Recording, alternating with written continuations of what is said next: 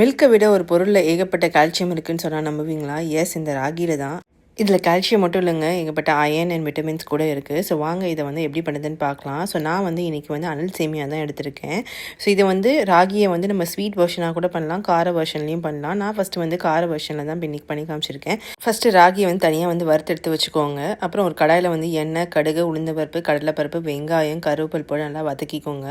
இதுக்கப்புறம் 2 பச்சை மிளகா, காஞ்ச மிளகா இதையும் போட்டு நல்லா வதக்கிட்டு கேரட் போட்டிருக்கேன். ஸோ கேரட் வந்து குட்டி குட்டியாக சாப் பண்ணி போட்டுக்கோங்க. அப்புறம் கேப்சிகம், ஸோ இதையும் போட்டு கொஞ்சம் உப்பு போட்டு நல்லா வந்து வதக்கிக்கோங்க. ஸோ வதக்கிட்ட பிறகு நம்ம வந்து தேவையான தண்ணி ஊற்றிக்கலாம். இந்த ஒரு பேக்கெட் ராகி சேமியாவுக்கு வந்து நம்ம வந்து ஒரு 250 to 300 ml ஊற்றினா ஓகே, கரெக்டாக இருக்கும். நல்லா உதிரி உதிரியாகவும் வரும். ஸோ இப்போ தண்ணி நல்லா வந்து கொதிச்சிட்ட பிறகு வறுத்து வச்ச ராகி சேமியா வந்து இதோட ஆட் பண்ணிக்கோங்க. வித்தின் ஒரு 5 to 10 மினிட்ஸ்லேயே வந்து இந்த ராகி வந்து அழகாக வந்து அப்சர்வ் ஆகிடும். ஸோ நல்லா குக் ஆகிடுச்சு பாருங்கள், நல்லா உதிரி உதிரியாக.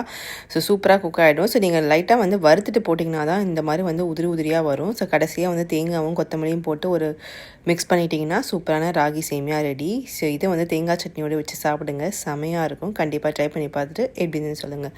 தேங்க்யூ, பாய்.